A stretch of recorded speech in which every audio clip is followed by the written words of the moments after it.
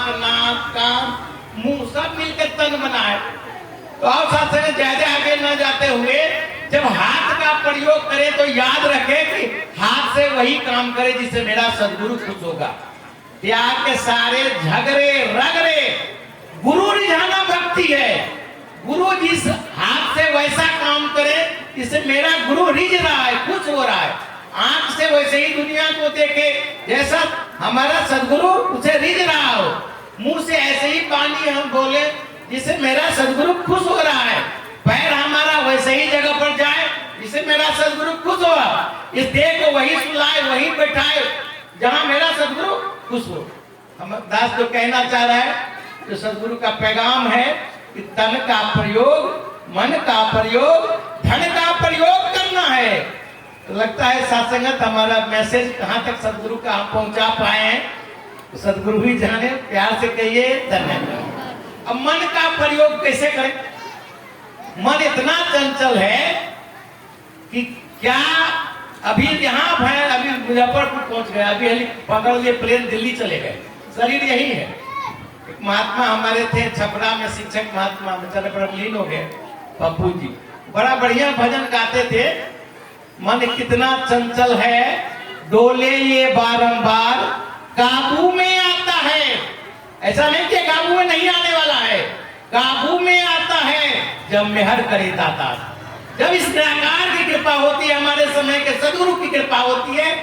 अरे जैसे घी को धूप में दीजिएगा तो पिघलना नहीं पिघलना है, पिघलने से कोई रोक सकता है? यदि डब्बा में दे करके घी को बाहर में बैठा दीजिए धूप में तो पिघल के कहां जाएगा?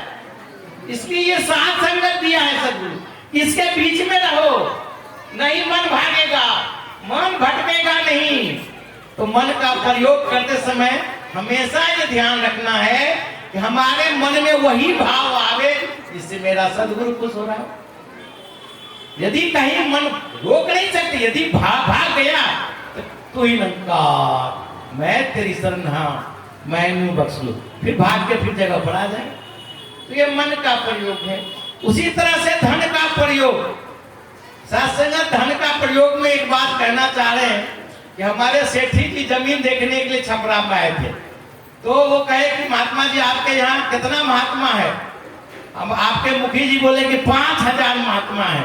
तो 5000 के कहाँ बैठा करके सत्संग करते हैं, जगह दिखा दीजिए तब आपके लिए जमीन खरीदवा देंगे। तो हम चुप हो गए। तब के महात्मा जी 5000 तो नहीं होगा, लेकिन 1000 तो निश्चित रूप से आता है प्रत्येक रविवार को। दास जिसमें छपरा में पोस्टेड था, तो कहा कि ये हम आपका बिल्डिंग फंड जो कटता है उसका स्टेटमेंट लेके आए हैं। किसी महीना में 250 से ज्यादा बिल्डिंग फंड नहीं कटता है। जो गुरु ने कहा है कि प्रत्येक महापुरुष को, जो संत है, महात्मा है, भाई है, बहन है, उसको बिल्डिंग फंड कम से कम 10 रुपया का कटाना है। जो महात्मा इस बात को भी नहीं गुरु का मान रहा है तो महीना में 10 रुपया भी नहीं कटा सकता बिल्डिंग फंड, वो भी कहता निरंकारी है।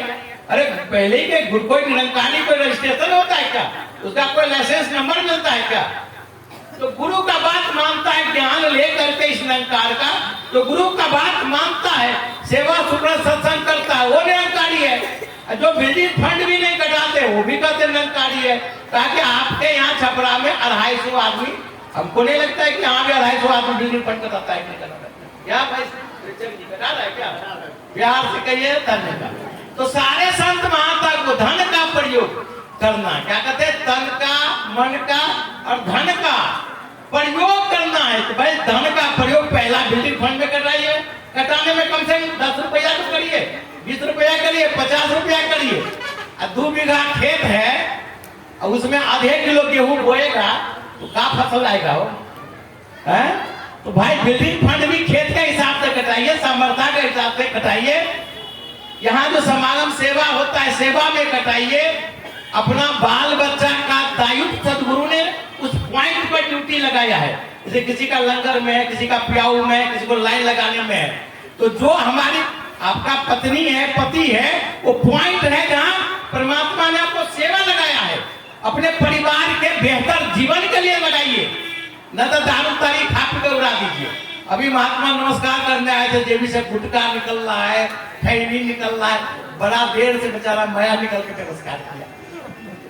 खैर आप लोग सुने पहचान रहे, दास पहचान रहा है उसको।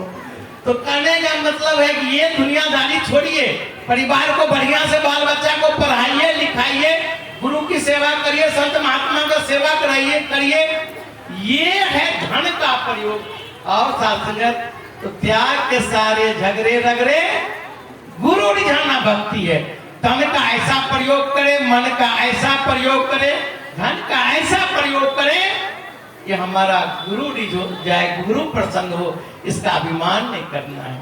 फिर कहा जात वर्ण का रगड़ा झगड़ा नहीं करना, खाने पीने रहने सहने का रगड़ा झगड़ा नहीं करना। फिर कहा कि गृहस्थी में रहना, पर परिवार के साथ पालन करना।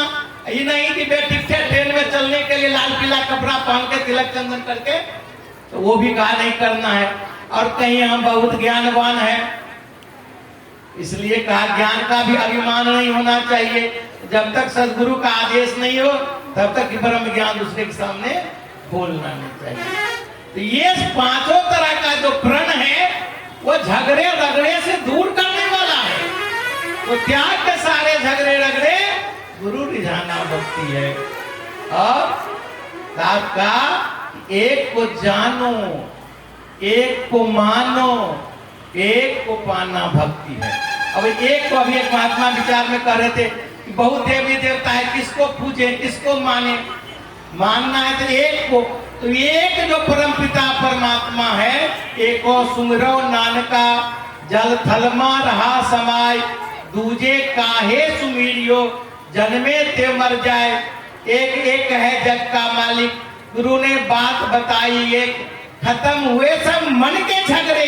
ये देवता बड़ा, वो देवता फूल बड़ा, ऐसे करेंगे तो वैसे हो जाएगा। सब मन का झगड़ा है। ये हमारा है, ये पराया है, वो हरिजन है, वो ब्राह्मण है, ये सब मन का झगड़ा है। खत्म हुए सब मन के झगड़े, बात समझ में आई। एक ये निराकार है जो सब में है, सब घट समाया हुआ है। जो ये निराकार का ही दर्शन करने से मुक्ति मिल सकता है, मोक्ष मिल सकता है, कैवल्य मिल सकता है, परम पद मिल सकता है। क्योंकि जो परमात्मा का तेरा रूप है ये संसार, सबका भला करो करता, सब तेरा रूप है। जो निराकार स्वरूप है, इसी को देखने से मुक्ति हो सकती है। क्योंकि रामचरितमानस में भी गोस्वामी जी ने स्पष्ट कर फैसला दिया है कि नमामि समीसांग निर्वाण रूपं विभुंग व्यापकं ब्रह्म वेद स्वरूपं निजं निर्गुणं निर्विकल्पं निरीहं चिदाकाश महाकाश वासं पते निराकार मोकार मूलम त्रिवियं। एक क्या कहते हैं न, किसको प्रणाम है तो नमामि समीसांग निर्वाण रूपं, जो निर्वाण रूप है, ये मोक्ष देने वाला रूप है, मुक्ति देने वाला रूप है, कैवल्य पद देने वाला रूप है, जन्म मरण के बंधन से छुटकारा देने वाला रूप है। वो कैसा है तो विभुंग व्यापकं ब्रह्म, ये विश्व में व्याप्त जो स्वरूप है, जो भगवान कृष्ण ने अर्जुन को कुरुक्षेत्र के मैदान में दिखाया विराट रूप, ये विराट रूप है। इसको देखने से मुक्ति मिल सकती है। फिर कहा ये है कैसा तो निजं, ये अपने बना है, किसी ने बनाया नहीं है, ये खुद बना है, इसलिए इसको खुदा कहते हैं। निजं निर्गुणं, ये निर्गुण है, सतोगुण रजोगुण तमोगुण से परे है। निजं निर्गुणं निर्विकल्पं निरीहं, निर्विकल्प है। झगड़ा करते रहिए निरंकार के पास सामने, ये कुछ नहीं बोलेगा, लेकिन इसकी व्यवस्था बनी हुई है कि झगड़ा का रिजल्ट क्या होगा। निरीहं, इच्छा रहित है। निजं निर्गुणं निर्विकल्पं निरीहं, पूछे है कहाँ ये निराकार, जो विश्वव्यापी रूप है वो है कहाँ तो चिदाकाश महाकाश वासं ये बसा हुआ है। खोल के रामचरितमानस में लिखा हुआ है चिदाकाश, धरती गगन के बीच में रमा हुआ है जो दातार, समय का स्वामी ने रखा है, नाम इसी का निरंकार। निरंकार देखने में कैसा है तो निराकार मोकार मूलम तुल्यं, देखने में ये निराकार, इसका अपना कोई आकार नहीं है। आज सदगुरु यही कह रहा है, ये निराकार को देखो, उसके बाद जन्म मरण के बंधन से छुटकारा मिल जाए।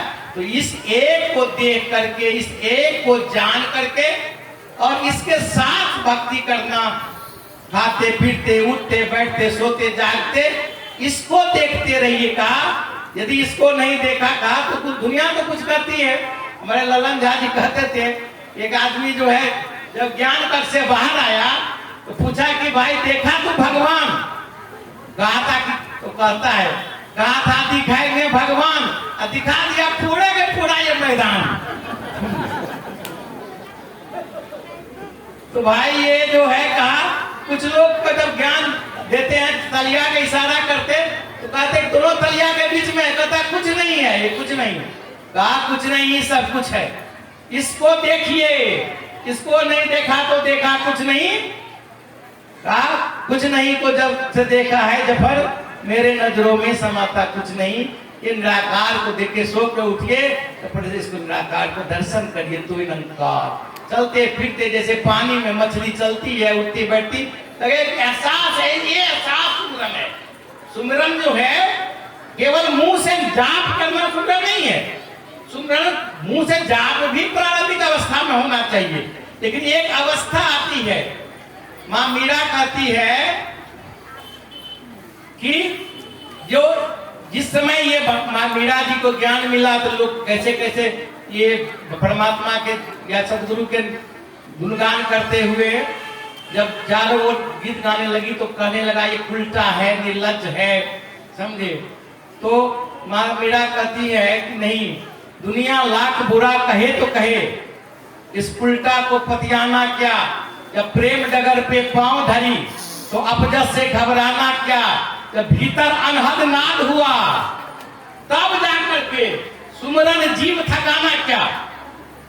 अब शुरू में तू निरंकार जरूरी है, लेकिन अवस्था आ जाए कि हम तो बाएं दाएं सब जगह निराकार ही निराकार है। दास एक बार ज्ञान लिया था, मैंने ज्ञान लिया था पहले। होडी लाल जी हैं बांदा उत्तर प्रदेश के, तो फिर आए पूर्णिया दूसरे बार, तो कुछ दिनों के बाद कहे महात्मा जी पहले ही जैसा आप दुबले पतले हैं, मोटाते क्यों नहीं है। तो बाया दाया देख के कहते निरंकार शरीर को फैलने ही नहीं देता है। ये एहसास है, ये एहसास है। दास आगे कुछ नहीं जाना चाहता, एक बात बड़े दुख के साथ करना चाहता है कि आज भी निरंकारी परिवार में सो के उठने के बाद बच्चे माँ पिताजी को चरण स्पर्श करके धन्यकार नहीं बोलता है। पत्नी ज्ञानवान है, पति के चरण छूकर धन्यकार नहीं बोलता है। माता जो घर में माता पिता है उसको चरण छू के धन्यकार करने के लिए नहीं कहता है। संगत ये जब स्थिति देखते हैं तो इससे ज्यादा तकलीफ और कुछ नहीं हो सकता। प्रातः काल उठ के रघुनाथा मात पिता गुरु नावई माता, माँ पिता के बच्चा को तो ये फल पीपर बॉल सिखा रहे हो, लेकिन बच्चा को नहीं कह रहे हो कि जब पहले सुबह हो गया बेटा दादा दादी को प्रणाम करके आओ, जब माँ पिताजी बाहर में है जब पहले प्रणाम करके आओ। ये नहीं सिखा रहे, क्योंकि आप खुद ही नहीं कर रहे, आप खुद ही नहीं कर रहे, कल्याणकारी है। और शासन बहुत ही दुख की बात है कि सुबह उठ करके यदि कोई पुतोह सास ससुर को नहीं यदि चरण स्पर्श करे। दास आज की बात कर रहा है, जो बीत गई सो बात गई, वो साल दूसरा था, ये साल दूसरा है। आज से अभी से भी जाने के बाद जो सवेरे सवेरे यदि उठ के जो बहू है जाके सास ससुर का चरण स्पर्श करे, बच्चा माँ बाप का चरण स्पर्श करे, अपने बाल बच्चा को चरण स्पर्श करके धर्म निरंकार सिखाए, तो साथ संगत वो जो बूढ़ी माता है जिसको कभी ये बहू तो निरंकारी हो गई है, लेकिन रोज उसका धर्म निरंकार नहीं करती, पूरे गांव में वो ढोल पीटेगी। मेरी बहू जो आज सत्संग से आए ना बदल गया है।